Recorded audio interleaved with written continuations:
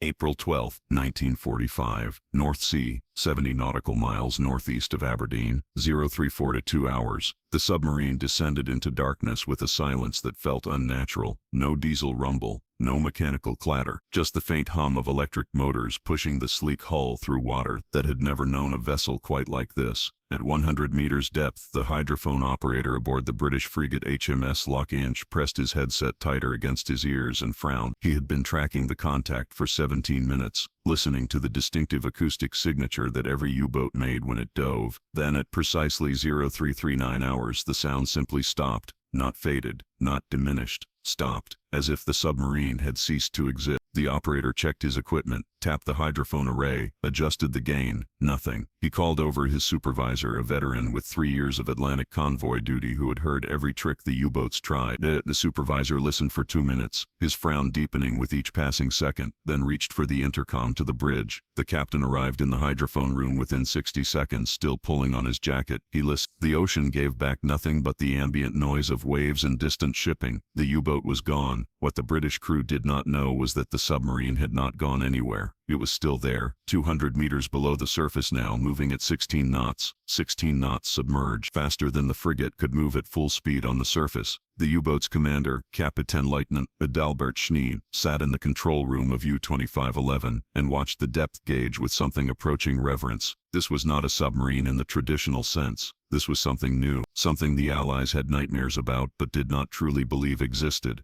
This was a Type 61 electro boot, and it represented the future of undersea warfare arriving 5 years too late to save the nation that built it. The war was ending. Everyone aboard U-2511 knew it. Berlin was burning. The Americans and British were across the Rhine. The Soviets were fighting in the streets of the capital itself. And here they were in the North Sea, running silent in a machine so advanced that Allied naval intelligence had initially dismissed the reports as German propaganda. Schnee had read the intelligence summaries before sailing. The British believed the Type 61 was a bluff, a psychological weapon meant to frighten convoy captains into making mistakes. The Americans thought it might exist but doubted it could be produced in meaningful numbers. Both were wrong. U-2511 was real, and it was hunting. The story of how this submarine came to be begins not in 1945 but in the gray waters of the Atlantic in 1940, when Germany's U-boat force was writing a very different narrative. In those early years, the wolf packs ruled the convoy routes with an arrogance born of tactical superiority and Allied unpreparedness. The Type 7 and Type 9 U-boats were the workhorses of Admiral Karl Donitz's submarine fleet, and they were exceptionally good at their job. They would wait in patrol lines across the convoy routes, surfaced and running on diesel engines, their low profile making them nearly invisible in rough seas. When a convoy was spotted, the U-boats would shadow it on the surface, radiating position reports back to headquarters. After dark, the wolf pack would attack, still surfaced, using their superior surface speed to maneuver into firing positions and their small silhouette to avoid detection. The torpedoes would come from the darkness without warning, and by the time the escorts reacted, the U-boats would be racing away on the surface, too fast for the lumbering destroyers to catch. In 1940 and 1941, the tonnage losses were staggering. Over 3.8 million tons of Allied shipping went to the bottom in 1941 alone, and the U-boat force lost only 35 boats that entire year. The mathematics were clearly on Germany's side. U-boats could be built faster than they could be sunk, and they were sinking ships faster than the Allies could build them. If the curve continued, Britain would be starved into submission within 18 months. Donitz had calculated it precisely. He needed 300 operational U-boats to cut Britain's supply lines completely. In early 1942, he had less than 100, but production was increasing. Victory seemed not just possible but inevitable. Then the Allies adapted, and the mathematics changed. The adaptation came in layers, each one making the U-boat's task more difficult. First came better convoy tactics, tighter formations, more escorts, improved training. Then came technology. High-frequency direction finding, called Huff-Duff, allowed escorts to pinpoint U-boats transmitting radio messages. Shipborne radar sets that could detect a surfaced U-boat at night from several miles away. Improved depth charges with better fusing that could reach the depths where U-boats tried to hide. And most devastating of all, escort carriers, small aircraft carriers that traveled with convoys and provided air cover in the mid-Atlantic gap where land-based aircraft could not reach. By mid-1943, the Battle of the Atlantic had reversed. U-boats that surfaced to attack were being detected by radar and engaged before they could get into firing position. U-boats that transmitted position reports were being triangulated and hunted down. U-boats that dove to escape were being pounded by depth charges from escorts that could track them with sonar. The loss rate among U-boat crews climbed to 75%. 3 out of every 4 men who went to sea in a U-boat would not return. The submarines that had been hunters were now prey, and they were being slaughtered. The crews understood what was happening before the high command would admit it. They could hear the difference. In 1940, when a U-boat dove, the escorts would lose contact within minutes. Sonar was primitive, easily confused, short-ranged.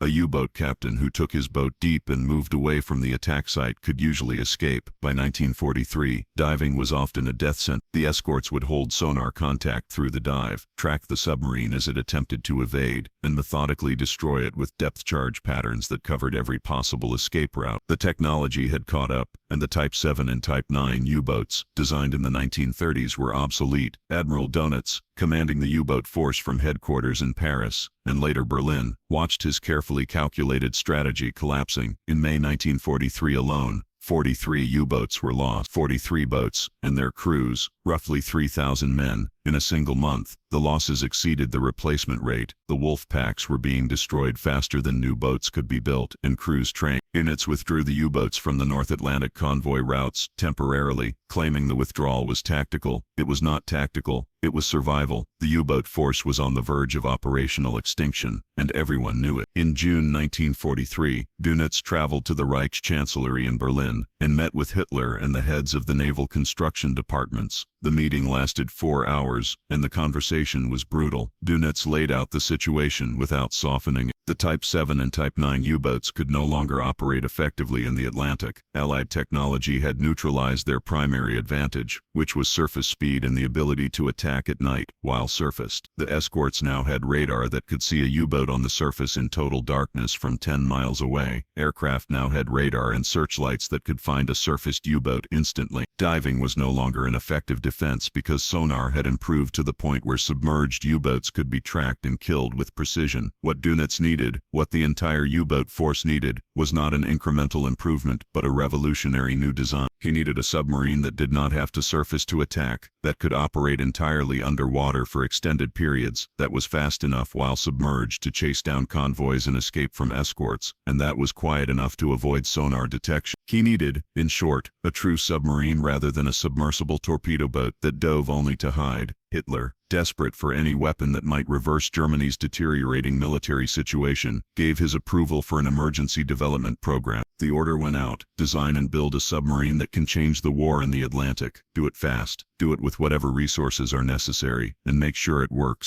The design that emerged from this desperate order was designated Type XX1, and from the beginning it violated every principle of submarine design that had been established over the previous 30 years. Traditional submarines, both German and Allied, were surface ships that could dive temporarily. They were optimized for surface performance. They had hydrodynamically inefficient hulls because they needed to be stable on the surface in rough seas. They had deck guns and conning towers and exposed fittings because they expected to fight and navigate on the surface. Underwater, these features created drag and noise, but it did not matter because submarines were only underwater for short periods when hiding from attack. The Type XX1 threw out all those assumptions. It was designed from the beginning as an underwater vessel. The hull was streamlined, every external fitting was flush-mounted or eliminated entirely. The conning tower was reduced to a minimal fairing, and the entire structure was optimized for hydrodynamic efficiency when submerged. The design team, led by naval architects who had studied every captured Allied report on submarine detection, understood that noise was as much of a threat as visual detection. So, the Type XX1 was designed for silence. The electric motors were mounted on rubber isolation mounts to prevent vibration from transmitting to the hull. The propeller shafts were precision balanced. The hull plating was thicker and more carefully fitted to eliminate rattles and flexing noises. Every piece of machinery that might create sound was either isolated, redesigned, or eliminated. But the most revolutionary aspect of the Type XX1 was its power system. Traditional U-boats had small battery banks that could power the electric motors for perhaps 2 hours at low speed before needing to surface and run the diesel engines to recharge. The Type XX1 had 3 times the battery capacity of a Type 7, using new high-capacity batteries in a design that filled nearly every available space in the lower hull with battery cells. This gave the boat the ability to remain submerged for days rather than hours, and critically it gave the boat speed while submerged. A Type 7 could make perhaps 7 or 8 knots submerged for short periods before the batteries deplete. The Type X could make 17 knots submerged and sustain that speed for over an hour before needing to slow down to conserve power. 17 knots was faster than most convoy escorts could manage, even on the surface. The tactical implications were staggering. The Type X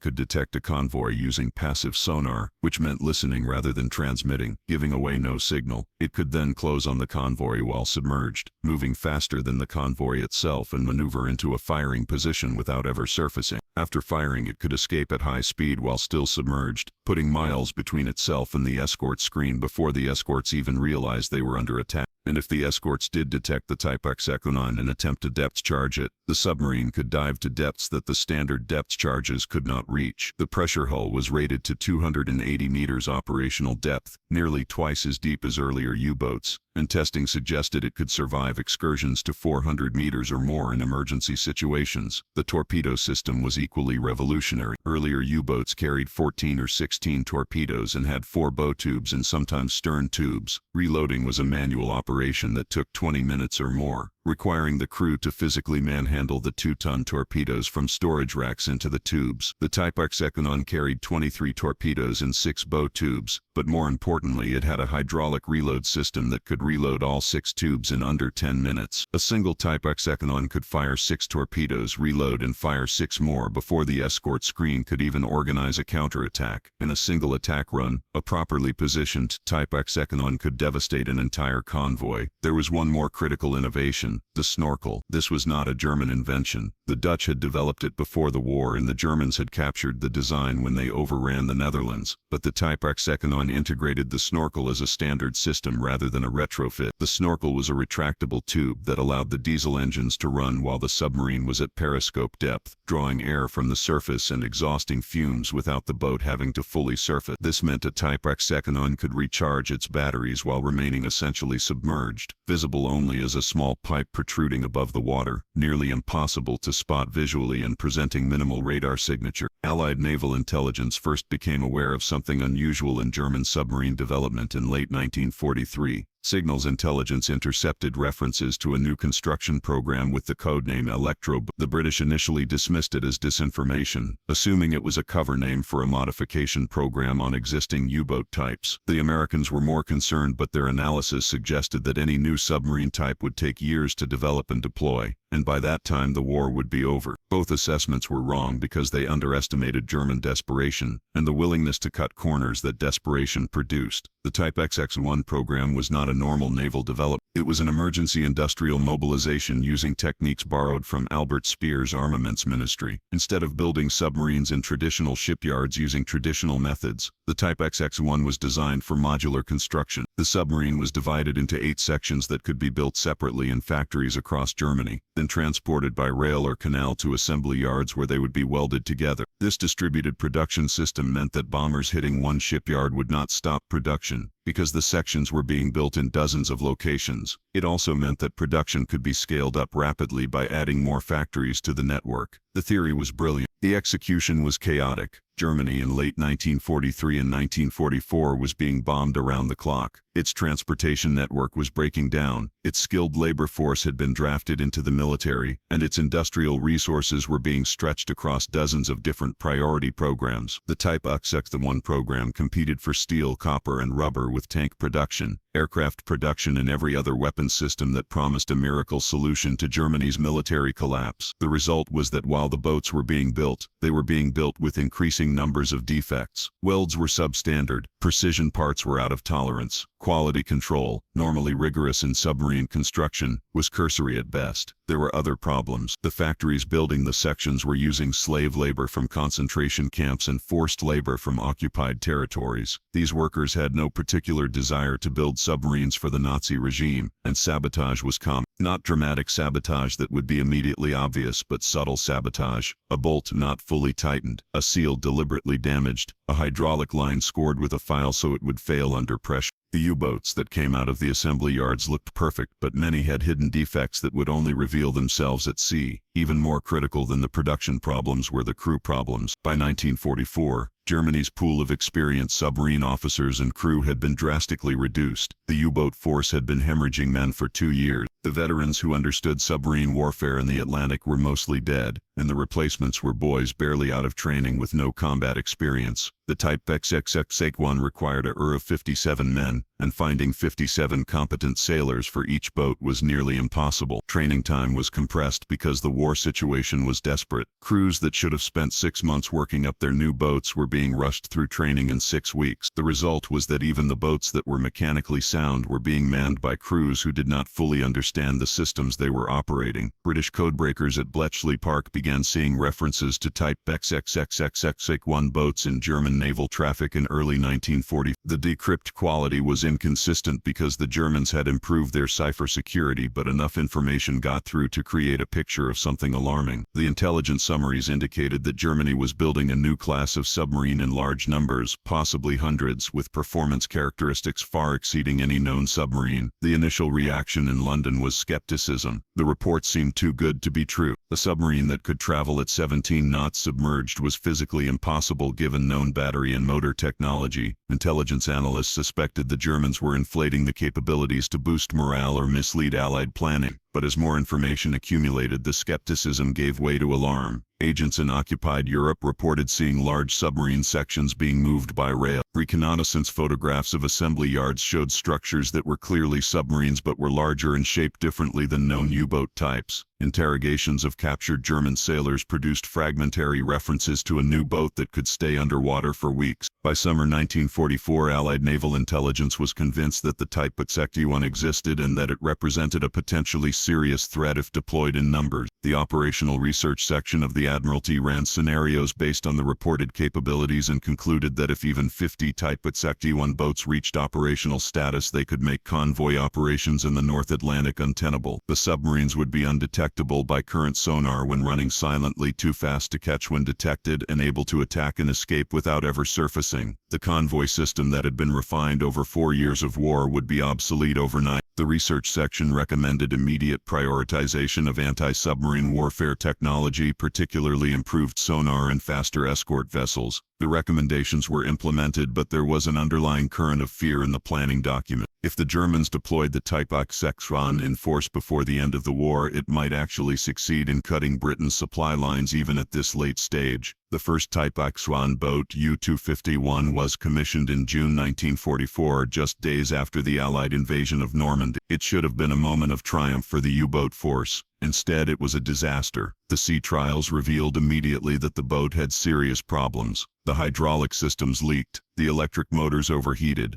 the diving planes jammed. The boat returned to the yard after 3 days for repairs that took 6 weeks. The second boat was slightly better, but still suffered from numerous defects. The third boat had battery problems that nearly caused a fire. The pattern continued. Boats were being commissioned, but they were not operational. They were engineering test beds, working out problems that should have been solved before production began. Admiral Dönitz, who had been promoted to commander of the entire German Navy in 1943, after the previous commander fell out of favor with Hitler, watched the Type XXX-1 program with increasing desperation. He had staked his reputation and the future of the U-boat force on this design. Production was ramping up. By the end of 1944, over 100 Type XXX-1 boats had been commissioned, but none of them were ready for combat. Every boat that went to sea came back with a list of defects that needed repair. The training program was falling behind because the boats kept breaking down, and time was running out. The Allies were advancing into Germany from all directions. The war was going to end before the miracle submarine force could become operational. Kapitänleutnant Adalbert Schnee was an unusual officer for the German Navy in 1944. He was 31 years old